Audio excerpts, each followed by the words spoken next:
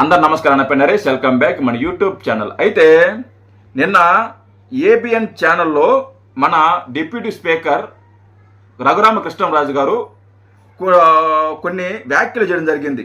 ఏదైతే మొన్న Vijayawada central jail దగ్గర వంశీని పరామర్శించడానికి వెళ్ళినప్పుడు అక్కడ జరిగిన డ్రామా ఏదైతే ఉందో, చిన్న పాపతో ఏ డ్రామా అయితే ఆడిచ్చారో, ఏ అబద్ధాలు అయితే ఆడిచ్చారో ఆ అబద్ధాలని ఉద్దేశిస్తూ రఘురామకృష్ణంరాజు గారు ఏబిఎన్ డిబేట్లో మాట్లాడటం జరిగింది.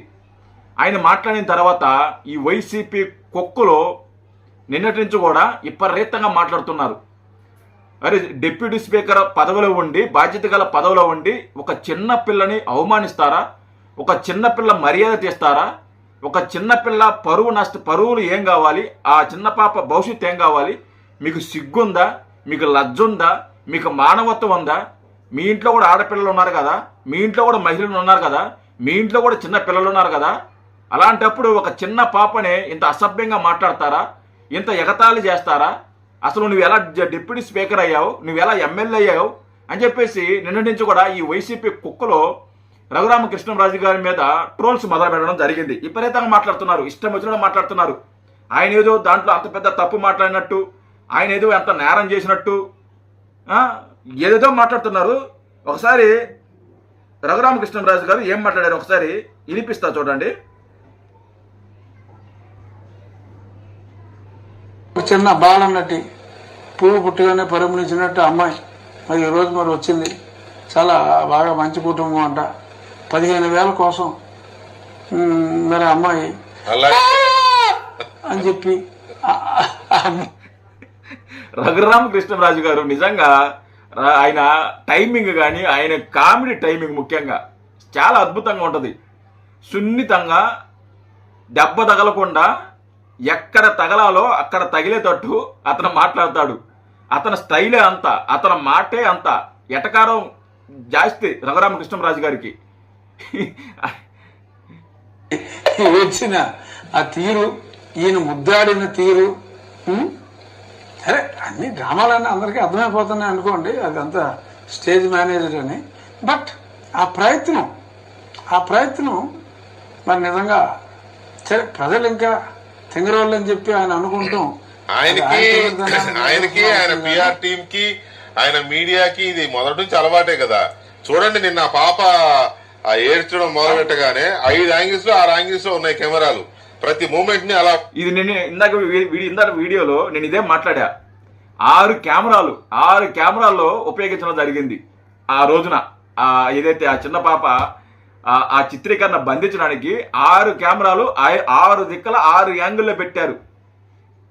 ఒక యాంగిల్ ఇలా, నేను ఇందాక చెప్పా వీడియోలో చెప్పా నేను, ఒక యాంగిల్ ఇలా, ఒక యాంగిల్ ఇలా, ఒక యాంగిల్ వెనక నుంచి, ఒక యాంగిల్ ముందు నుంచి, 2 యాంగిల్ పై నుంచి, అంటే ఒక 6 కెమెరాలతో చిత్రీకరించి దాన్ని ఎడిట్ చేసేసి ఎక్కడ ఏ సీన్ పండాలా, ఏదైతే పండేసి దాన్ని సోషల్ మీడియాలో వదిలేసేసారు. దాన్ని విపరీతంగా ఇంక లేదు పొట్టిరెడ్డికి చిన్నపిల్లలంటే అభిమానం, చిన్నపిల్లలు ఎగబడుతున్నారు అని చెప్పేసి నానా రచ్చ చేశారు. ఇంకా మాట్లాడతారు చూడండి. పట్టేసి అన్నిటినీ మేళం జనంలోకి. అవునవును, ఈయన ప్రేమతో ఆయన పోనీ ఆ పాపకు 15,000 కట్టేసాడో ఫీజు నాకు తెలియదు. 15,000 ఆయన ఆ పాప గురించి ఎక్కడ కూడా అసభ్యంగా మాట్లాడాలా, అశ్లీలంగా మాట్లాడాలా, ఆ పాపని కించపరుస్తున్నట్టు కూడా ఎక్కడ కూడా మాట్లాడాలా, దూషిస్తున్నా కూడా ఎక్కడ కూడా మాట్లాడరా. తనదైన స్టైల్లో ఆయన దానికి సమాధానం చెప్పడం జరిగింది. మీరు ఇలాంటి వైసీపీ కుక్కలారా మీకు చెప్తున్నా, ఇలాంటి డ్రామాలు మీరు ఆడకపోతే ఎవరైనా కానీ ఎందుకు మాట్లాడతారు? ఎవరు మాట్లాడరు కదా. ఇప్పుడు రఘురామకృష్ణంరాజు కానీ, ఆయన కానీ, లేకపోతే నేను కానీ, లేకపోతే ఇంకోరు కానీ ఎవరు మాట్లాడరు కదా. ఇలాంటి ఫేక్ డ్రామాలు ఆడితే అందరూ మాట్లాడతారు. ఇంకా ఎన్ని రోజులు ఇలాంటి ఫేక్ డ్రామాలు ఆడతారు? మీకు సిగ్గు అనేది ఉండదా అని చెప్పేసి అందరూ మాట్లాడతారు. అంతెందుకు, ఇందాక ఒక ఆర్టికల్ చదివా నేను. గ్రేట్ ఆంధ్ర మీ సొంత పత్రిక కదా, ఉంచుకున్న పత్రిక. ఆ పత్రికకి మీరే కదా నిధులు ఇచ్చేది, మీరే కదా ఆ పత్రిక నడిపించేది, ఆ పత్రికకి వెనకుండి సపోర్ట్ చేసేది మీరే కదా ఇంధనంలాగా. అలాంటి పత్రిక గ్రేట్ ఆంధ్ర ఈరోజు ఒక ఆర్టికల్ రాసింది. ఈ పొట్టిరెడ్డి ఐపాక్ని నమ్ముకొని ఇదే తరహాలో రాజకీయం చేస్తున్నారు. ఐపాక్ని కానీ దూరం పెట్టకపోతే పార్టీని మూసేసుకోవచ్చు. అంతేగాని గతంలో చేసినట్టు ఇదే డ్రామాలు, ఇదే ఫేక్ ప్రచారం, ఇదే ఐపాక్ టీమ్ ఫేక్ ప్రచారం ఇలాగా చేస్తే ప్రజలు నమ్మే పరిస్థితులు ఉండరు. కాబట్టి ఐపాక్ని దూరం పెట్టి మీరు రాజకీయం చేయండి. ఒకవేళ మీకు రాజకీయం చేత కాకపోతే, మీరు ఐపాక్ని దూరం పెట్టలేకపోతే మీరు పార్టీని మూసుకోవడం మంచిది అని చెప్పేసి వాళ్ళ సొంత పత్రిక, ఉంచుకున్న పత్రిక గ్రేట్ ఆంధ్ర ఈరోజు ఒక ఆర్టికల్ రాయడం జరిగింది. మీ వాళ్ళే మిమ్మల్ని వ్యతిరేకిస్తున్నారు. మీ పార్టీలో ఉన్న నాయకులు మిమ్మల్ని వ్యతిరేకిస్తున్నారు. మీ పార్టీలో ఉన్న కార్యకర్తలు మిమ్మల్ని వ్యతిరేకిస్తున్నారు. అందరూ సామాన్య ప్రజలు కూడా మిమ్మల్ని ఎన్ని రోజుల్లో ఇలాంటి ఫేక్ డ్రామాలు, ఇంకా ఎన్ని రోజులు ఇలాంటి దొంగ నాటకాలు, ఇంక ఈ లాపర ఎంతకాలం ఇలాంటి దొంగ నాటకాలు చేస్తారు అని చెప్పేసి వాళ్ళు కూడా అసహించుకుంటున్నారు. మళ్ళీ సిగ్గు లేకుండా పాపని ట్రోల్ చేస్తున్నారు అని చెప్పేసి మళ్ళీ మీరు వీడియోలు చేస్తారు. మీరే ఒక డ్రామాని క్రియేట్ చేస్తారు. ఆ డ్రామాని మీరే ప్రజల్లోకి వదులుతారు.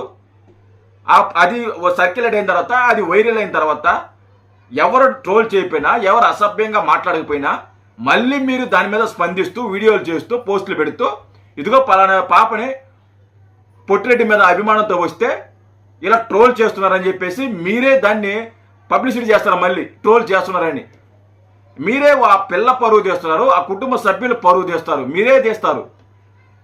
సిగ్గు లేకుండా మళ్ళీ ఇదే మాటలో, ఇదే వ్యవహారం, ఇదే ఫేక్ రాజకీయం. ఇంకా ఎంతకాలం అని ఫేక్ రాజకీయం? మీరు మారరా? మీకంటూ ఒక సొంత ఆలోచనలు ఉండవా? మీకు సొంతగా మీకంటూ ఒక రాజకీయం నడపడం చేత కాదా? ఎన్ని రోజులు మిగతా వాళ్ళ మీద ఆధారపడి ఉంటారు? ఎన్ని రోజులు మిగతా వాళ్ళ ఇచ్చే ఐడియాల మీద ఆధారపడి ఉంటారు? సొంత ఆలోచనలు ఉండాలా? మన పొట్టిరెడ్డికి చేతిలో పేపర్ లేనిది, స్క్రిప్ట్ లేనిది చదవలేడు. స్క్రిప్ట్ లేనిది బయటకు కూడా రాడు. నేను ఎక్కడికో వచ్చాడు, మిర్చి అంట, గుంటూరు మిర్చి ఆడికి వచ్చాడు. అసలు అతను ఏం మాట్లాడాడు ఎవరికి అర్థం కాల. దేని గురించి మాట్లాడుతున్నారో, దేని గురించి స్పందిస్తున్నాడో, లేకపోతే ఏ సమస్య మీద పోరాడుతున్నారో ఎవరికి అర్థం కాల. వచ్చిండు, 5 నిమిషాలు మాట్లాడిండు, ఏం మాట్లాడిండు కూడా తెలీదు, మళ్ళీ వెళ్ళిపోయాడు. ఇది చిల్లర రాజకీయం అంటారు దీన్ని. ఏం మాట్లాడాలి, ఎలా మాట్లాడాలి అని కనీసం తెలుసుకోకుండా, ఇంగిత జ్ఞానం లేకుండా జనాలకు వచ్చేసి జనాల్ని భయభ్రాంతులు చేసే విధంగా మీ పేమెంట్ కుక్కలతోటి మురికించడం, వాళ్ళ చేత అర్పించుకోవడం, ఇది తప్ప నీకు రాజకీయం ఏమన్నా తెలుసా పొట్టిరెడ్డి? మళ్ళీ ఏమన్నా అంటే మాత్రం మమ్మల్ని ట్రోల్ చేస్తున్నారు, మమ్మల్ని అది చేస్తున్నారు, మమ్మల్ని ఇది చేస్తున్నారు అని చెప్పి మళ్ళీ మా మీద పడి ఏడవడం తప్ప, మీరు నిజంగా నిజాయితీగా మీరు పనిచేస్తే మీ మీద ఎవరు ట్రోల్ చేస్తారు? మీ మీద మిమ్మల్ని ఎవరు విమర్శిస్తారు? ఇదే చిల్లర బతుకు. రఘురామకృష్ణరాజు గారు నిన్నటి నుంచి ఇదే టార్చరు. సిగ్గు లేకుండా మనం మారము, మన బతుకులు ఇంతే. సిగ్గు లేకుండా మళ్ళీ వచ్చి మాట్లాడుతుంటారు సిగ్గు లేకుండా. జై హింద్.